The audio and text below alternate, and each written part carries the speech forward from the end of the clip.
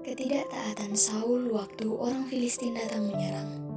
Saul berumur sekian tahun ketika ia menjadi raja.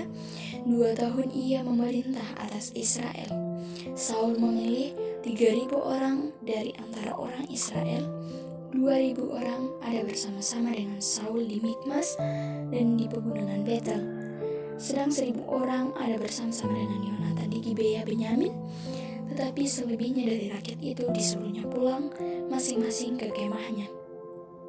Yonatan memukul kalah pasukan penduduk orang Filistin yang ada di Gibea, dan hal itu terdengar oleh orang Filistin. Karena itu Saul meniup sangkakala di seluruh negeri, sebab pikirnya, biarlah orang Ibrani mendengarnya. Demikianlah seluruh orang Israel mendengar kabar bahwa Saul telah memukul kalah pasukan pendudukan orang Filistin, dan dengan demikian orang Israel dibenci oleh orang Filistin. Kemudian kerahkanlah rakyat itu untuk mengikuti Saul ke Gilgal.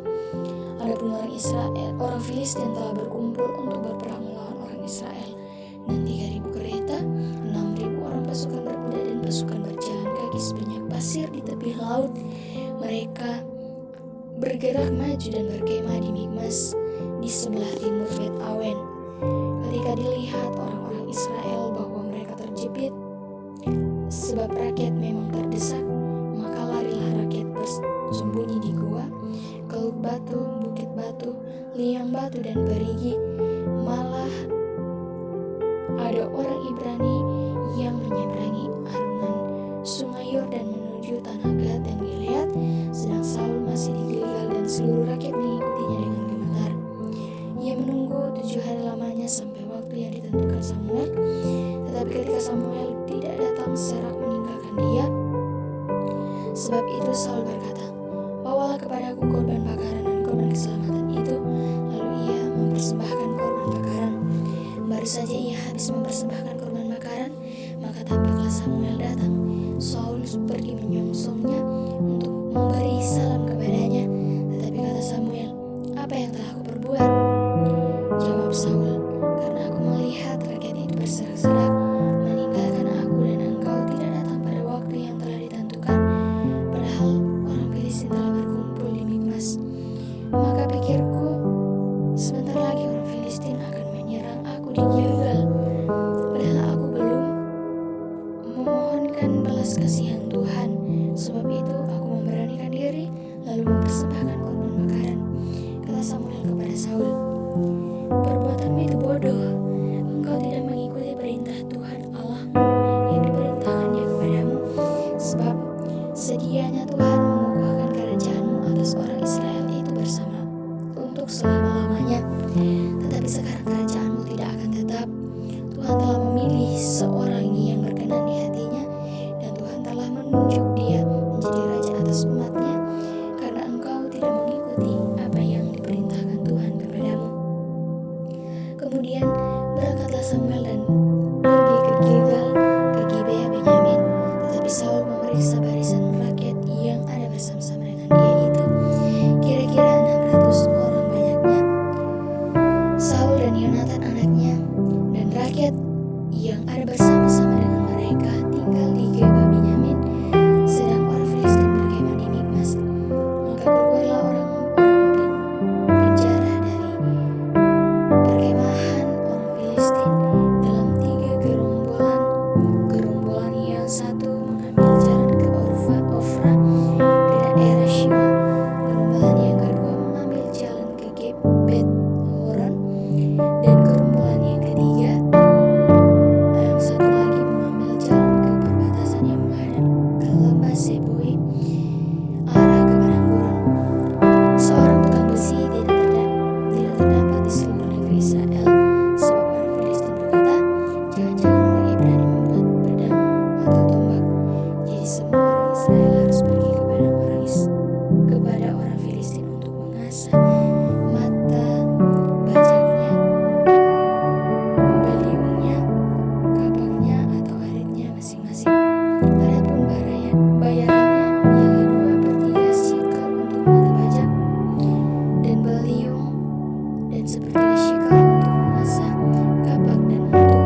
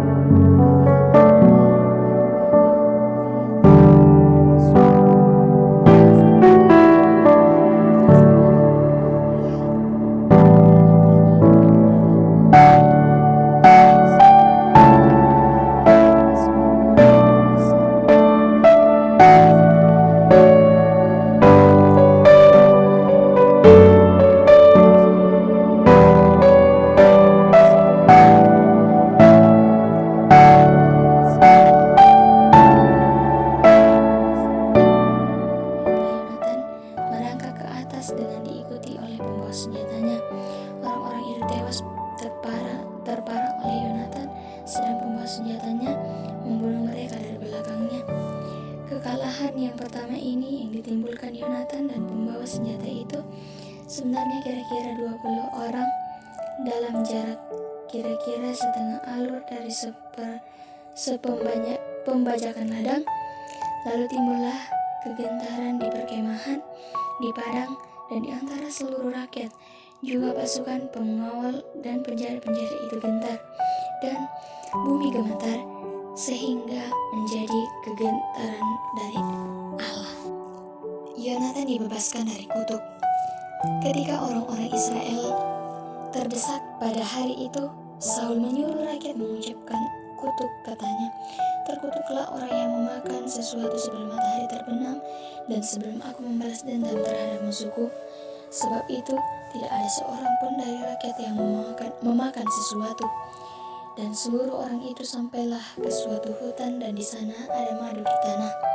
Ketika rakyat sampai ke hutan itu, tampaklah ada di sana madu meleleh, tetapi tidak ada seorang pun yang mencedoknya ke mulutnya dengan tangannya, sebab rakyat takut kepada sumpah itu. Tetapi Yonatan tidak mendengar bahwa ayahnya telah menyuruh rakyat bersumpah.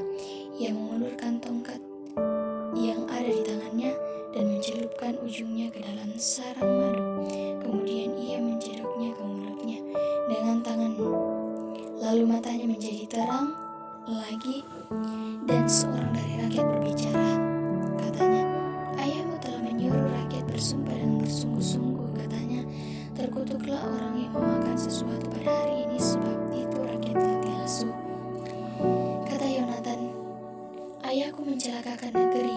Coba lihat bagaimana terangnya mataku setelah aku merasai sedikit dari madu ini. Apalagi jika sekiranya rakyat pada hari ini boleh makan dengan bebas dari jarahan musuhnya yang telah didapatnya. Tetapi sekarang tidaklah besar kekalahan di antara orang Filistin, dan pada hari itu mereka memukul kala orang Filistin dari Mikmas sampai ke Ayalon. Rakyat sudah sangat letih lesu, sebab itu rakyat menyamar jarahan. Mereka mengambil kambing domba, lembu dan anak lembu, menyembelihnya, lembu dan anak lembu, menyembelihnya begitu saja di atas tanah dan memakannya dengan darahnya. Lalu diberitahukanlah kepada Saul demikian, "Lihat, rakyat berdosa terhadap Tuhan dengan memakannya dengan darahnya. Gulingkanlah sekarang juga sebuah batu besar kemari," kata Saul pula. "Bergeraklah di antara rakyat dan katakan kepada mereka, setiap orang harus membunuhnya, membawa lembunya atau dombanya kepadaku.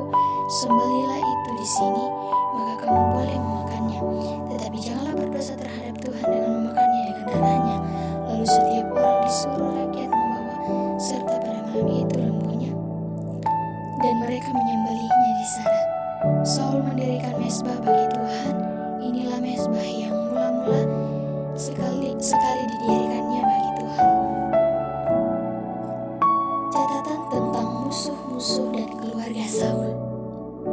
Setelah Saul mendapat jabatan raja atas Israel, maka berperanglah ia ke segala penjuru melawan segala musuhnya, melawan Moab, Bani Amon, Edom, raja-raja negeri Zoba, dan orang Filistin. Dan kemanapun ia pergi, ia selalu mendapat kemenangan. Ia melakukan perbuatan-perbuatan yang gagah perkasa, memukul kala orang Amalek, dan melepaskan Israel dari tangan orang-orang yang merampasi mereka. Anak-anak lelaki Saul ialah Yonatan, Yeswi, dan Malkisua. Nama kedua anaknya yang perempuan, yang tertua bernama Merab, yang termuda bernama Mikhal. Istri Saul bernama Ahinoam, anak Ahimaas. Panglima tentaranya bernama Abner, anak Ner, paman Saul. Kis, ayah Saul, dan Ner, ayah Abner, adalah anak-anak Abiel. Hebat peperangan melawan orang Filistin selama zaman Saul, dan semua pahlawan dan orang gagah perkasa yang dilihat Saul dikumpulkannya ke sebagai raja. Berkatalah Samuel kepada Saul, "Aku telah diutus oleh Tuhan untuk mengurapi engkau menjadi raja atas Israel, umat-Nya. Oleh sebab itu, dengarkanlah bunyi firman Tuhan. Beginilah firman Tuhan semesta alam.